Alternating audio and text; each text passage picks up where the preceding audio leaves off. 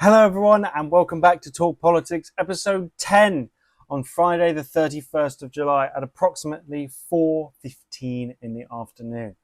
Now today is a very huge episode because it's episode 10, but unfortunately I do not have my co-host Anna here to celebrate such a milestone. But next episode with both of us we'll have a pretty special episode, pretty long episode hopefully, to basically commemorate episode 10. So it'll be a normal episode today with nothing special, except for the news.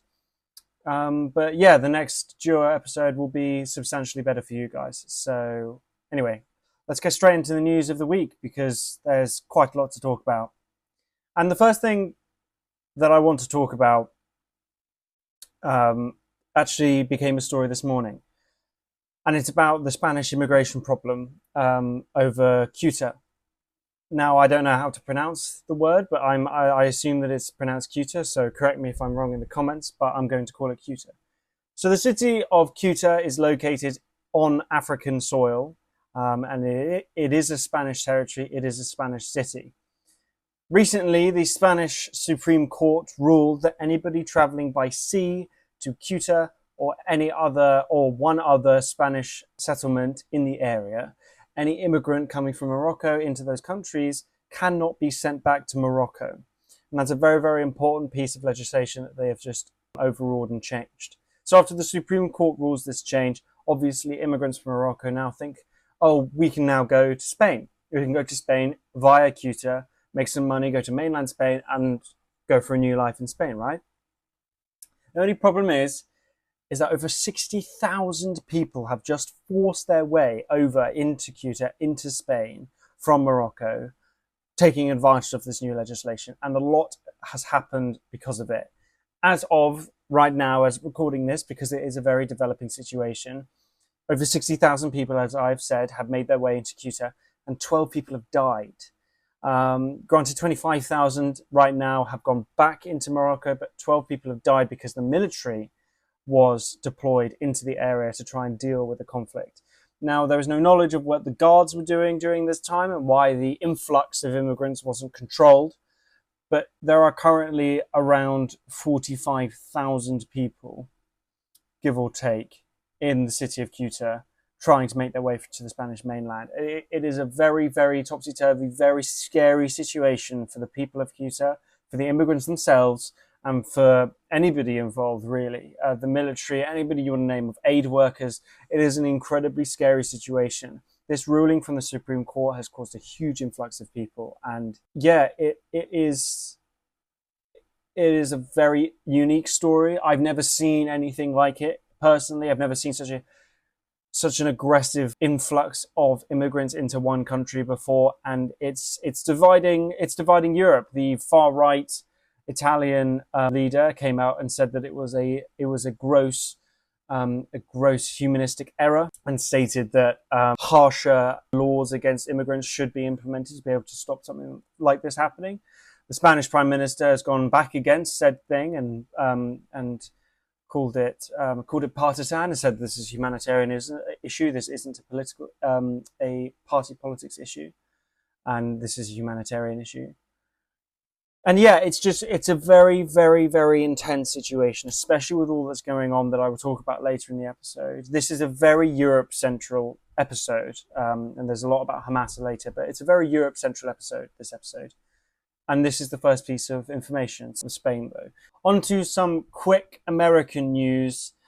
Just in case you forgot, ICE is still a thing. And quite recently, we've had some pretty major deaths and news over in America that we have failed to cover, so I'm going to try and cover it now. There was a Mexican man killed in Texas by ICE quite recently, and significant riots have followed. And we've seen this happen across the board in California and Minnesota, quite notably, with several deaths happening in Minnesota specifically. ICE is still here. It's still very much a problem. It seems the Iran distraction was working, but the places where this is happening is still very much affected. Also, in other news, ICE has declared opening more detention centres, which would mean 5,000 more people would be able to be kept in detention centres. And it just doesn't seem like this road is stopping. ICE agents are still applying to become ICE agents quicker than they are leaving or being arrested, which they aren't. And more people are dying. More people are dying. From the last time that the Minnesota shootings happened, I think around 3 people have died at least, not including all of the issues around the 5-year-old, for example, that was kept hostage to ensure that her father was captured by ICE.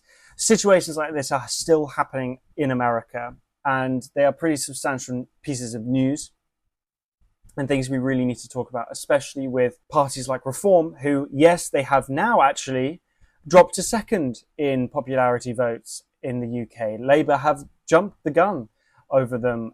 Thanks to Burnham's entrance into being Prime Minister, Reform is second, who have committed to putting in the manifesto introducing a similar concept to ICE, having a deportation system that is quite centralist and quite privatised, not governmental issued, that their only purpose is to rid the streets of immigrants, as they would say. So some pretty scary times for Texans, and certainly for anybody who doesn't look white American in America right now. ICE very much is still a factor within their lives. Moving on to a quick piece of news about Hamas. And this is a very important piece of news. It's a very ongoing situation. Currently, there's about 2,000 people looking at this page alone in BBC News. But it's essentially Trump has claimed this morning that he has managed to reach a full agreement with Hamas to disarm and stop the conflict with Hamas against Israel. I hate to say it, but that is very much not true. Hamas has instead said that they would disarm and they would hand over their heavy weapons, specifically, not their light weapons, but their heavy weapons, artillery, etc. They would hand, and missiles, they would hand that over if Israel stopped fighting themselves first. If Israel stopped being aggressive against Gaza and bombing Gaza, then Hamas will hand over their heavy weapons. However, Israel is the antonym to that. They have said, we won't stop unless they stop. So both sides of this conflict have both said they will not stop unless the other person stops. Trump has come out and said that he would be very, very disappointed if Israel doesn't stop, but it really does not look like the conflict is ending anytime soon if we are being realistic. Unfortunately, the news agencies are putting out the message that the conflict is coming to an end. Hamas has agreed to stop fighting, but in reality, that's very much not likely. So that's what's going on in Hamas and Gaza at the moment. Iran is currently continuing their conflict. I don't think there's an end to that anytime soon, but there's not any real substantial news to cover. I mean, there is substantial news, but to make it into this episode this week, probably next week, or a short, I will make a short because I started making a short on the American political system and the midterms. And I think I'm going to continue doing that for you guys with different stuff. So I might talk about the Netanyahu going to America situation and Mamdani saying he's going to arrest him. I might talk about stuff in detail that wouldn't be able to fit and would end up being a 40-minute episode because these episodes are already quite condensed. Now, talking about the final part of this episode, it's very much environment-based and very much UK-based. Well, UK and Europe-based. I'm going to start with the wildfires. Europe is burning. Europe is not in a good situation climate-wise, especially France and Spain. Spain has not had a good week and not had a good month. The immigration problem has been a real downside to Spanish history recently, and the wildfires have hit them pretty substantially, them and France. Over 300,000 people across Europe have fled their homes and been officially evacuated because of these wildfires. Millions of hectares, I think. Fact check that because that's not something in my notes, but I did see something of a huge number of hectares of land was just burnt, completely gone because of these wildfires. And in the UK too, Yorkshire is experiencing some wildfires, places in Cornwall, some places in Wales are experiencing these wildfires, and Scotland as well, some areas in Scotland. But yeah, the wildfires are pretty substantial in Europe, and they're a huge climate problem right now. The air is so dry. There are places in the UK specifically that have had 40 days without rain.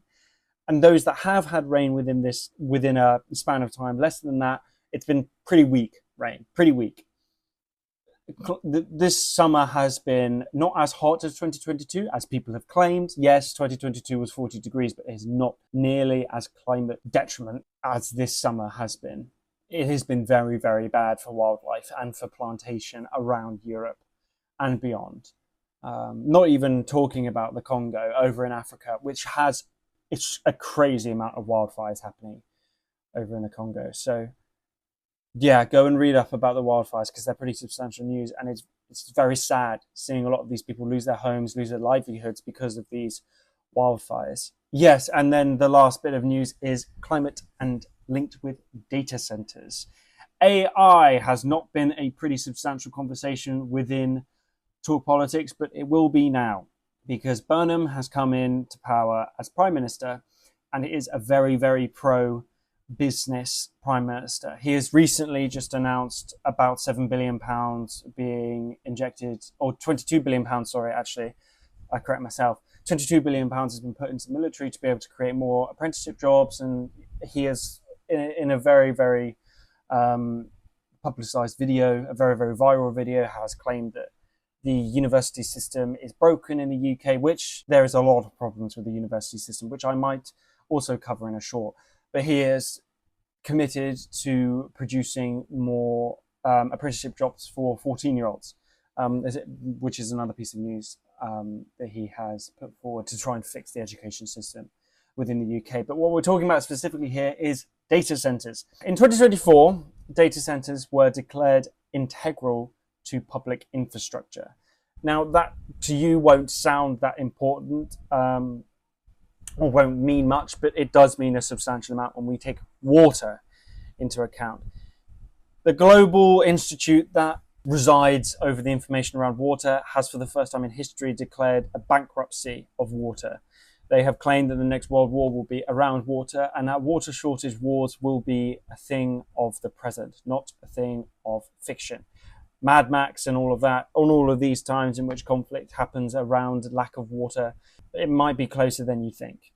Water shortages across the planet are significant. 30% of our natural water is being taken away before nature can restore it to its full amount. So we are actively draining on international water source, natural water sources.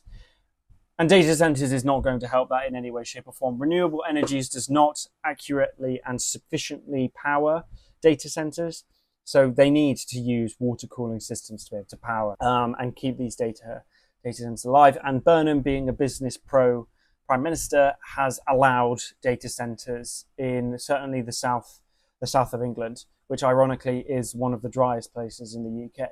And what the water system means and what the integral to the infrastructure, public infrastructure means is that in the event of a water shortage, water companies physically cannot stop the supply to data centers. Like, they legally would struggle to be able to do that. They would have to go to the government or the water board themselves to be able to do such a thing.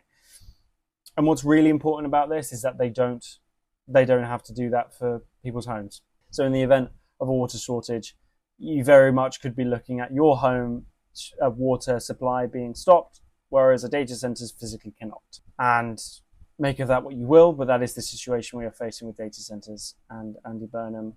Not only that, but his opening up of the North Sea oil, it does seem like the UK is heading into a climate second standpoint. So make of that what you will, guys.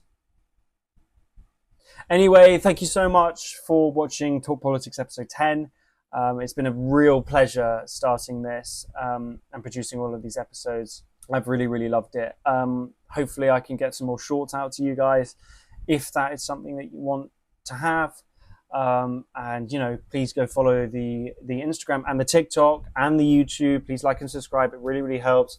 We had almost 1,000 views on episode 7, and it'd be really, really great if we could get that kind of publicity back again. And I know me babbling isn't exactly a selling point because our views recently haven't been as good, but I just, you know, I really, really love doing this for you guys and spreading the word, because the whole point of this is politics talk by the youth to the youth. And I really, really enjoy the fact that I can spread information to people who otherwise wouldn't have been able to access. So thank you so much for watching, guys. Have a good week, and hopefully I'll see you sporadically throughout the week in my shorts. But, love you guys. Thank you so much. Thank you so much for watching.